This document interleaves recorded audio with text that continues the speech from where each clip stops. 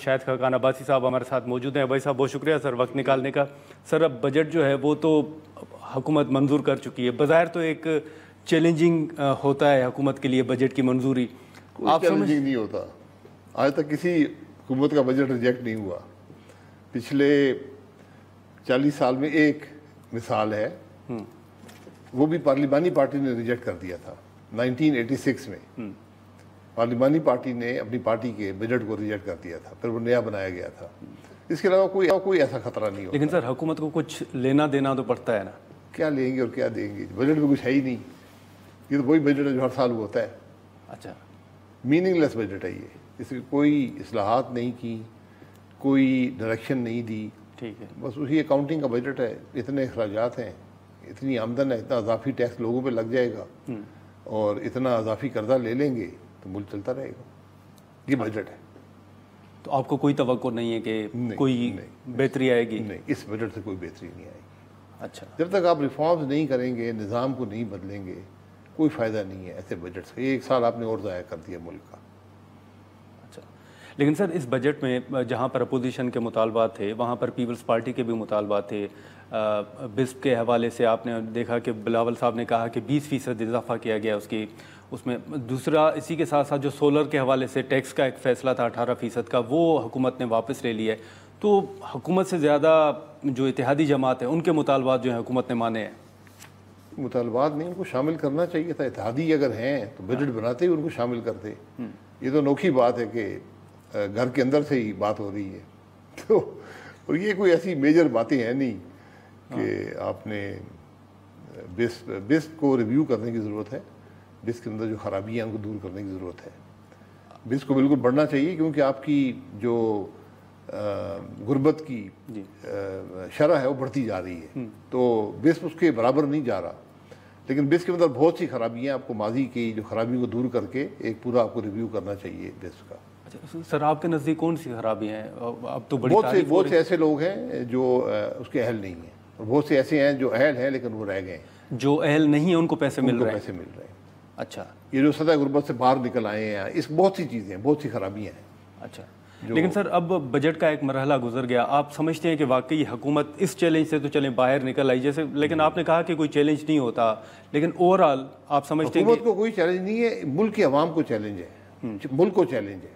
حکومت تو جتنا دن ہے وہ ایک ہوتا ہے بے رنگی سریں, تاش جو لوگ کھیلتے ہیں وہ آپ سمجھتے ہیں نا, بے رنگی سر تو لوگ سمجھتے ہیں, تو یہ بے رنگی سریں ہیں. تو کتنے دن ہے سر حکومت؟ جتنے دن بھی ہیں بے رنگے ہی ہیں.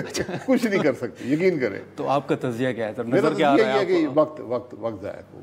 اس حکومت کا ہر دن ملک پہ بھاری ہے, اس کی قیمت آپ کو ادا کرنی پڑے گی.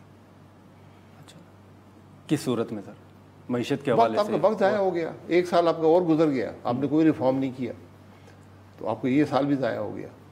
پاکستان غریب سے غریب تر ہوتا جا رہا ہے, اس کے لوگ غریب سے غریب تر ہوتے جا رہے ہیں. اب ایسا قانون سازی تو ہو رہی ہے نا, پیکا قانون منظور ہوا, پھر 26ویں آئینی ترمیم ہوئی, دیگر قوانین آ رہے ہیں. یہ عوام کے لیے تو نہیں بنائے گئے نا, یہ تو حکومت اپنی سہولت کے لیے بنائے ہیں. پاکستان کے ایسے قوانین ہی ہیں جو نظام کو تباہ کرتے ہیں. یہ وہ قوانین ہیں جو آئین کی روح سے ان کا تضاد ہے, متصادم ہے. تو کنٹروورشل قانون ہے, پھر آپ بدلیں گے چند سالوں کے بعد, ان کو بدلیں گے, پھر کہیں گے بڑی غلطی ہو گئی. یہ ہم کبھی اپنی غلطیوں سے سیکھتے نہیں ہیں. قانون وہ ہوتا ہے جو عوام کے سامنے پیش ہو, اس پر ایک ملک کے اندر ڈیبیٹ ہو, پھر پارلیمان میں ڈیبیٹ ہو, ٹھیک ہے, لوگوں کی بات سنی جائے, اخباروں میں آئے, ٹی وی پر بحث ہو, اس کے بعد جا کے قانون بنتا ہے. تو آپ کے نزدیک یہی جماعتیں کل قانون کو بدلیں گی؟ جی یہی جماعتیں, یہی بیٹھے کہیں وہ ہمارے پاس اختیار نہیں تھا, وہ تو کوئی اور کروا رہا تھا. سب یہی باتیں کرتے ہیں بعد میں. تو اب نظر آ رہا ہے کہ کالا قانون ہوتا ہے, غلط قانون ہوتا ہے. ہم اس بات کو سمجھتے نہیں. لیکن ابھی صاحب آپ نے سر یہ جو سیم پیج کی ایک ٹرم یوز کی جاتی ہے, ہم نے کئی دفعہ سنا ہے, آپ بہتر جانتے ہیں, یہ سیم پیج کے حوالے سے ابھی بھی زیادہ زور دیا جا رہا ہے کہ سیم پیج پر ہیں. تو آپ سمجھتے ہیں کہ واقعی حکومت کمفرٹیبل ہے, کوئی خطرہ نہیں؟ سیم پیج اگر آئین کا پیج ہے تو ملک کے لیے اچھا ہے, اگر وہ آئین کا پیج نہیں ہے تو پھر پرابلم ہے. سر لیکن آئین تو سیم پیج کے حوالے سے کچھ اور کہتا ہے نا. نہیں, آئین نہیں کہتا. آئین کے اندر بھی گنجائش موجود ہے. اسٹیبلشمنٹ کا کیا رول ہے, کیا ریلیشن شپ ہے اداروں کی آپس میں, سب کچھ موجود ہے. اس کے مطابق چلیں. اگر اس کو بدلنا ہے بدل لیں, لیکن ایک پبلک ڈبیٹ کے بعد بدل لیں. اچھا, لیکن اب صاحب آپ کو نظر آ رہا ہے سر کہ حکومت واقعی کمفرٹیبل ہے, کوئی چیلنج نہیں ہے؟ کمفرٹ کیا ہوتی ہے؟ لوگ کمفرٹیبل نہیں ہے نا. حکومت تو یقیناً کمفرٹیبل ہے. جو 188% تنخواہیں بڑھا لیں, جو ممبران اسمبلی 400% تک بڑھا لیں, قومی اسمبلی اور سینٹ کے چیئرمین ہیں وہ 800% بڑھا لیں, وہ تو بالکل کمفرٹیبل ہیں. لوگ کمفرٹیبل نہیں ہیں. سر وہ تو شاید پرائم منسٹر صاحب نے نوٹس بھی لیا تھا, شاید ان کے علم میں نہیں تھا. نوٹس وہ نہیں لے سکتے, نہیں لے سکتے. سینٹ اور قومی اسمبلی کا نوٹس وہ نہیں لے سکتے. اچھا, لیکن سر اوور آل جو ایک پہلے ایک امپریشن تھا, تاثر تھا, جو بات کی جاتی تھی, پی ٹی آئی ایک تاثر دیتی تھی کہ ٹرمپ جو ہیں وہ ان کے ساتھ ہوں گے, الیکشن جیتیں گے تو کوئی سہولت پیدا ہوگی. اس وقت فیلڈ مارشل صاحب ملاقات بھی کر رہے ہیں, ٹرمپ صاحب مسلسل تعریف بھی کر رہے ہیں, پاکستان کی نام لے کر فیلڈ مارشل صاحب کی تعریف کر رہے ہیں. یہ کس حد تک سفارتی سطح پر آپ کامیابی سمجھتے ہیں؟ ٹرمپ صاحب کو کیا پتہ, کل بدل جائیں گے. کل چند مہینے پہلے ایلون ماسک کے نعرے مار رہا تھا, آج وہ بدترین انسان بن گیا ہے. وہ دیکھیں, وہ ان کے معاملات ہیں, ہمارا ان سے کوئی تعلق نہیں ہے. ان کی اپنی سوچ ہے, ان کے اپنے مفادات ہیں. ہر ملک اپنا ایسے ہی کرتا ہے. کچھ لوگ تو یہ بھی کہہ رہے ہیں نا کہ دیر از نو فری لنچ. جی, فری لنچ نہیں ہوتا, بالکل فری لنچ نہیں ہوتا. اچھا, لنچ کی بات نہیں ہے. بات یہ ہے کہ آپ اپنے گھر کو درست کریں. دوسرے جب آپ سے بات کرتے ہیں اپنے مفادات کے مطابق بات کرتے ہیں. ہو سکتا ہے آپ کا مفاد اس مفاد سے تضاد میں ہو, آپس میں ہم آہنگی نہ ہو. ہم آہنگی ہو تو بہت اچھی بات ہے, لیکن آپ کے معاملات درست ہوں گے جب اپنے گھر کو درست کریں گے. جس ملک کے 44% سے زیادہ لوگ سطح غربت سے نیچے ہوں اور 4 کروڑ لوگ بدترین سطح غربت پہ سے نیچے ہوں, بدترین جسے کہتے ہیں ایکسٹریم پاورٹی, اس کو کچھ ہاتھ پیر مارنے چاہیے. اس کو اپنے ملک سے انتشار دور کرنا ہے, اتفاق پیدا کرنا ہے, سیاسی ہم آہنگی پیدا کرنی ہے, معاشرے کے جو اندر دراڑیں ہیں ان کو دور کرنا ہے. ہم کوئی کام نہیں کر رہے, ہم مزید ان معاملات کو بڑھا رہے ہیں. یہ ملک کے لیے ٹھیک نہیں ہے. تو سر وہ تو رانا ثناء اللہ صاحب بھی, ان کا بھی ایک بیان تھا کہ خان صاحب اب بھی اگر سیاستدانوں کے ساتھ بیٹھیں تو معاملات آگے بڑھ سکتے ہیں. میرا خیال ہے حکومت تو ایک کھل کے تجویز دے رہی ہے کہ آئیں بیٹھیں. آپ نہیں سمجھتے کہ سر اپوزیشن کو بھی سر بیٹھیں نا, بیٹھیں. سر وہ تو پی ٹی آئی نہیں بیٹھ رہی نا. پی ٹی آئی بھی بیٹھے گی. آپ بلائیں پے رول پہ بلائیں, آ کے بات کریں. خان صاحب کو بلانا جی بلائیں. اگر آپ نے بات کرنی ہے تو آپ کے نزدیک براہ راست مذاکرات ہونے چاہیے. مذاکرات کیا کرنے ہیں آپ نے, ایک دوسرے کی بات سنیں. یہی سیاست ہوتی ہے. آپ نے ایک دوسرے کی بات سننی چاہیے. سیاست دشمنی نہیں ہوتی. خان صاحب نے بھی دشمنی بنائی ہوئی تھی. یہ نفرت جو پیدا کر دی ہے ہم نے, اس کو ختم کرنے کی ضرورت ہے. اس کو بڑھانے سے معاملہ حل نہیں ہوگا. یہ اس بات کو چھوڑیں ذمہ داری کس کی ہے. خان صاحب نے بھی بہت خرابیاں پیدا کی ہیں نظام کے اندر. یہ نفرت بڑھائی ہے. پارلیمانی قدریں, اخلاقی قدریں ختم ہو گئی ہیں سیاست میں. تو اب اس کو درست کریں. اگر آپ بھی, یہ حکومت بھی اگر وقت ضائع کر کے نکل جائے گی اور وہ انتشار مزید بڑھ جائے گا, پھر ملک تو آگے نہیں چلے گا نا.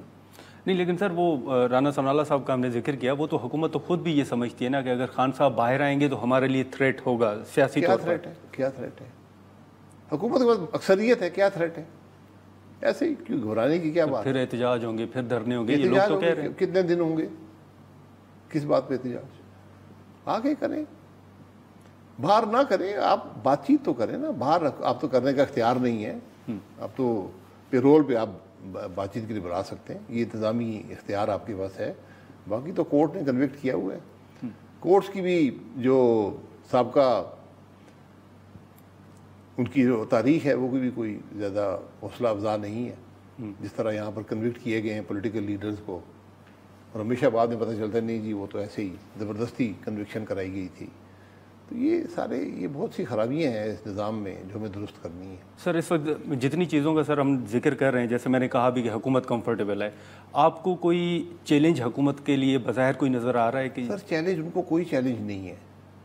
چیلنج اس ملک کے لوگوں کو, چیلنج اس ملک کو, چیلنج ان 44% لوگوں سے سطح غربت سے نیچے ہیں. چیلنج تو ان کے لیے ہے.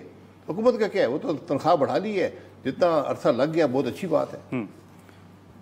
اچھا، تو یہ سلسلہ آپ سمجھتے ہیں کہ یہی چلے گا. تو اس میں سر پھر ایک سوال جو ہے وہ تو اپوزیشن کے اوپر اٹھتا ہے نا کہ اپوزیشن بجٹ میں اگر آپ دیکھ لیں تو پی ٹی آئی سے زیادہ تو مخالفت جو ہے وہ پیپلز پارٹی نے کی، اپنے مطالبات بھی منوا لیے. بالکل یہی تو بات ہے. جہاں پر حکومت کام نہیں کر رہی اپوزیشن بھی کام نہیں کر رہی. اور یہ اپوزیشن وہ ہے جس کے پاس حکومت بھی ہے، اپنی حکومت چلا کے دکھا دیں بہتر طریقے سے.